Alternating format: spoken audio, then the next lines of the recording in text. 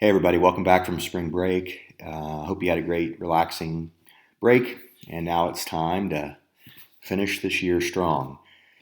A lot of kids have asked me about the Andrew Jackson project, so hopefully you've sent me your scenes of three things that Andrew Jackson did, and most of them look pretty good. Remember, if you did it on paper, just take a picture of it and send it. I won't put your grade in until I get your email or your upload from Schoology. So be sure to do that. That'll take the place of a small quiz over the Jackson years.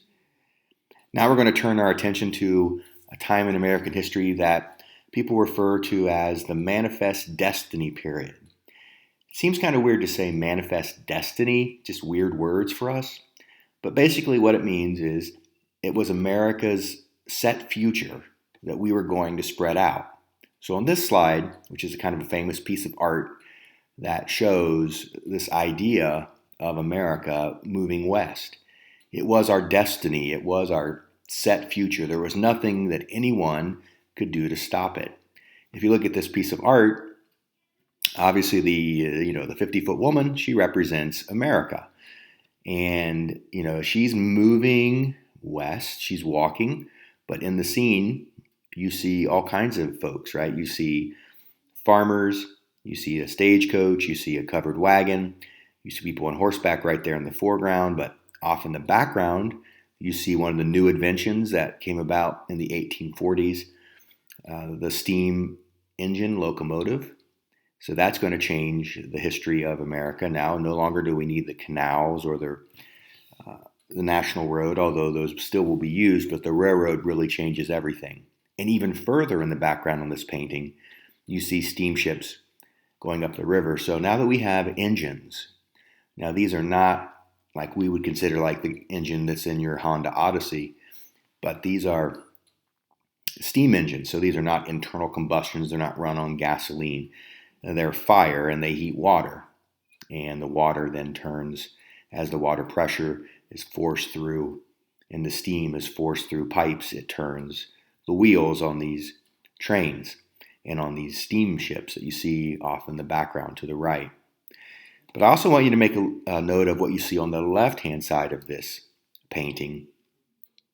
You will see Native Americans kind of scared. I mean, who wouldn't be scared of a 50-foot woman walking towards you? But obviously they are going to be displaced again.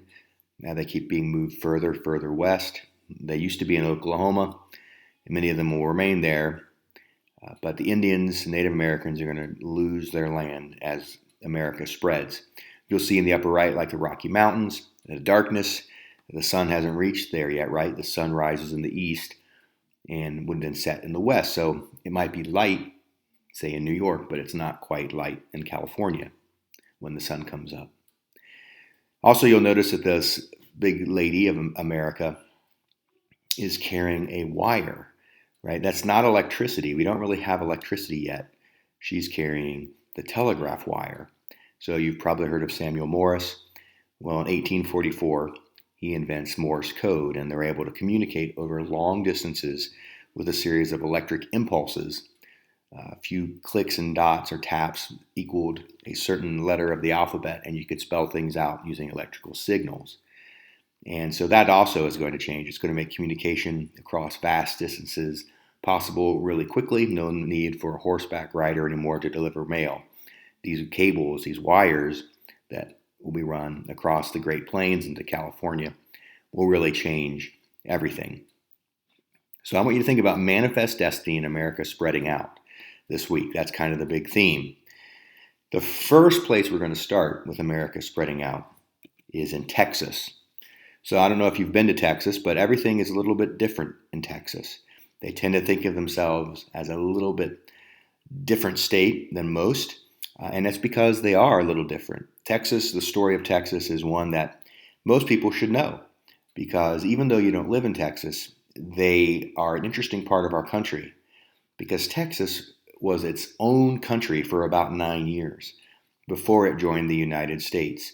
So if you've ever been to Texas or you've seen their flag, they go by this phrase or the logo, the Lone Star Republic, meaning it was its own country. A republic is its own country.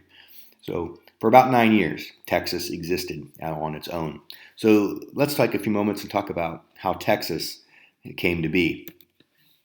So the Texas story starts off being it was part of New Spain. Remember, we began the school year with Spain owning a lot of the New World, and Texas was part of that.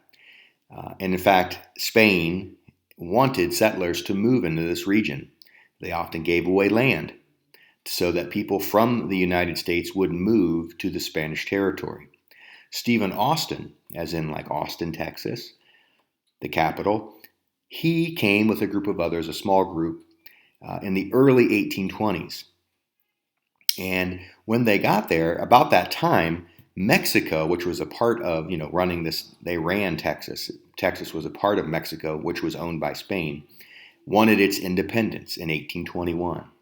So Texas was now part of Mexico with Mexican citizens, and many people in that region were Roman Catholic. Remember, because Spain was a Catholic nation, most people in that part of Mexico, that part called Texas, were Catholics.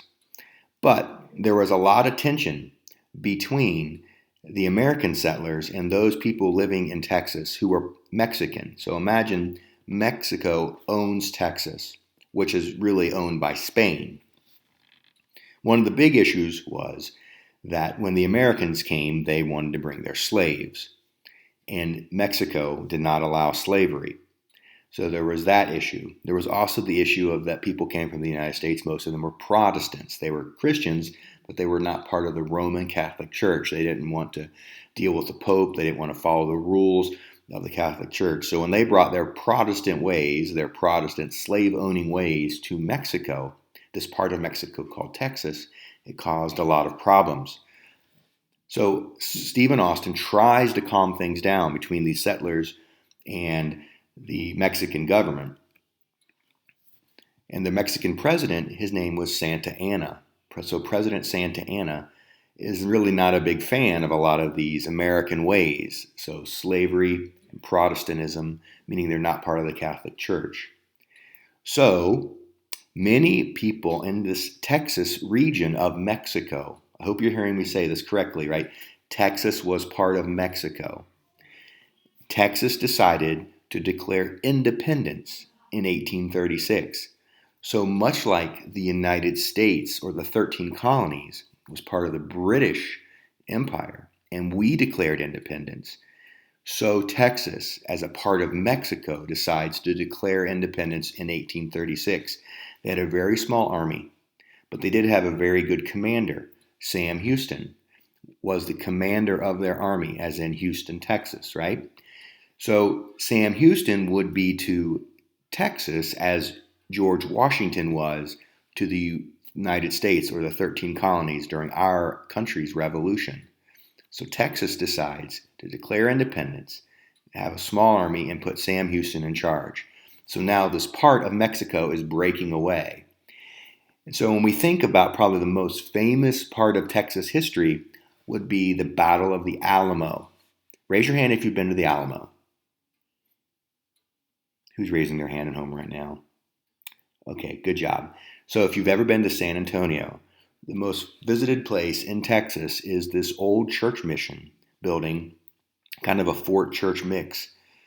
And it's during this war for independence when Texas was fighting against Mexico to break away in 1836. That is probably the most famous part. So again, the Alamo has really nothing to do with the United States, right? Because it's in Mexico at the time. This is a Mexico-Texas problem. Texas was not part of the United States. Texas is trying to break away to be its own country. There are famous people at the Alamo. Some of them you've heard of before, maybe William Travis. He's kind of famous. Jim Bowie of the knife there on the screen, he's kind of famous for being this frontiersman who carried a really big knife. And probably the most famous is a famous frontiersman from Tennessee. He also served in Congress from Tennessee, but he moved to Texas to help in this fight for Texas independence, Davy Crockett. He's the most famous person. So 183 people basically are in this little fort church standing up against the Mexican army. And for about 2 weeks, they can withstand the Mexicans as the Mexicans surround this fort/church. But after about 2 weeks, Mexico decides that we've had enough. Let's just take this fort/church back from the Texans, and they order an attack. And pretty much everybody inside the Alamo is killed. Travis, Bowie, Crockett, everybody except for a few women and children or two, and maybe one slave that was there against his will, was killed by the Mexican army. So the Alamo is famous because not really anything to do with America. It was Texas breaking away from Mexico in 1836 in their own little revolution. And it's famous because everyone was killed. They took a stand against a superior army. They were all killed. So when you go to remember the Alamo today, you're remembering these Texans, technically not Americans, who fought against Mexico in this revolution for Texas independence. So everyone's killed, except for the one guy that was the leader, right? Sam Houston is not there. He's not involved in the Alamo. He's far away in another battle. So the Mexicans continue their attack, and everybody on the Texas side hears about what happened at the Alamo, and it becomes a rallying cry for the Texans. Sam Houston becomes a hero as he wins this war. Texas, no one ever thought would win, but they actually do, and they become independent. An independent country, right? So when we say the Lone Star Republic, we're saying Texas was its own country from 1836 until 1845. Any guess who would be their first president? You said Sam Houston, right? Good, because Sam Houston would be their first president. And right away, as they're a brand new country, they asked to be a member of the United States or a part of our country. They wanted to be a slave state. But remember, we've talked about this, right? We try to always keep a balance between free and slave. And so America said, hey, we like you, but we're just not ready for you to join our country yet because you are a slave state. Plus, your crazy ex, Mexico, could get mad at us. So we don't really want to deal with Mexico right now. If we let you join us and marry us, remember that means you'd be part of our union or marriage, your crazy ex, Mexico, could get mad at us, and that could mean war. So not right now. So for 9 years, Texas existed as its own country. And finally, in 1845, when America basically says yes to Texas, like, yes, you can join the United States in 1845, it immediately means war. Because we were right. Their crazy ex, Mexico, did not want Texas to marry us, to join the Union. So we fight this war for 2 years called the Mexican-American War. And some of our famous generals would be Zachary Taylor and Winfield Scott. And again, we're seeing that pattern. If you are a hero, if you're a general and you win wars, sometimes we like you to be president. Zachary Taylor would be a hero of the Mexican-American War and would get elected president a few years later in 1848. So, and again, like Andrew Jackson and George Washington, William Henry Harrison, others who have been heroes who will go on to be president. During this war, the same leader is still the leader of Mexico, President Santa Anna. It's a very brief war. Mexico doesn't really have a chance. We beat them pretty quickly. And as a result, there's a treaty called the Treaty of Guadalupe Hidalgo. And in this treaty, in 1848, America wins big. We get a ton of land. So this next slide just shows you basically all the yellow is the stuff that Texas brings, and all the orange is what we take from Mexico. So if you ever thought about why do we even have California, why do we have Las Vegas, why do we have Utah, parts of Colorado and Arizona? Well, it's because we take it in a war, and that's going to change America's layout, right? We're way bigger. We now go really from the Atlantic to the Pacific. There was still some dispute over who owned Oregon, but that's going to be settled in the 1840s as well, as you can see from this chart. So now America is from sea to sea, and it really is going to push America to spread out, right? Manifest destiny. It's our set future to go from one ocean to the other. So we can move into places like Texas or California. And California is going to be the big one, right? Because and when we move there, because we can now, we took it from Mexico, a few Americans are going to go to California looking for gold. And they're going to find gold in 1849. And by the time, well, they find it in 1848. And by the time everyone gets out there in a huge gold rush, it's 1849. That's why, it's the San Francisco 49ers. It's the Golden Gate Bridge. It's the Golden State. That's why California is on the map, is they find gold and so many people go to California. And we'll talk a little bit more about California a little bit later. But if we look at this last slide, you'll see as we start thinking about by the time we get to the 1850s, you're going to see lots of people making their way across the country pursuing this idea of manifest destiny. So you'll see on this chart, the Spanish Trail, the California Trail, which will lead people looking for gold and just really the good farmland and the beautiful weather and the ocean that California provides, or the Oregon Trail. We'll be playing that this week on your little Wii pads at home. So maybe you've already played Oregon Trail, maybe when you're in elementary school or just for fun. But you'll see that the Oregon Trail is a big deal in the 1850s.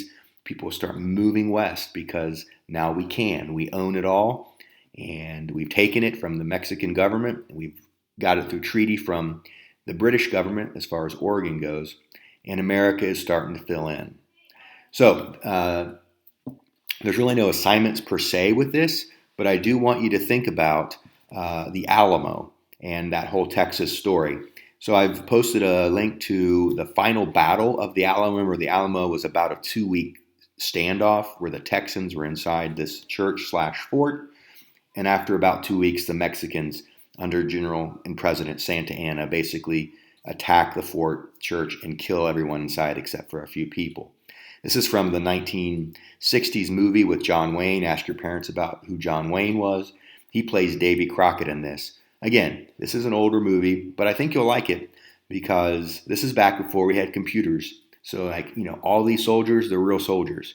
They're not computer generated people.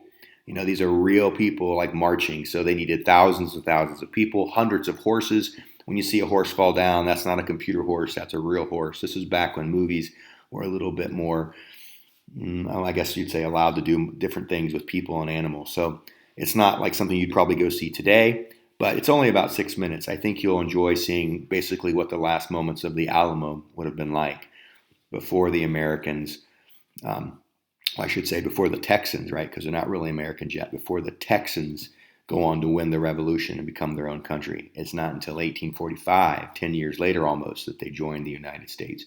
And that's going to cause a war.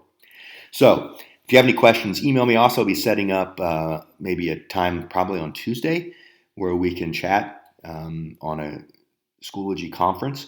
And that's probably the best way to do it. So if you have any questions about these slides or anybody in them, Sam Houston, Davy Crockett, Finding Gold in California, Manifest Destiny, any of that stuff, just email me.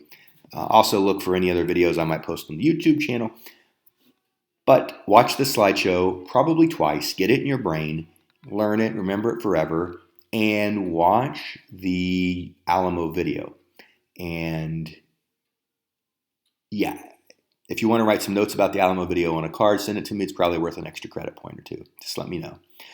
Okay, that's a lot, but I'll talk to you soon, guys. Bye.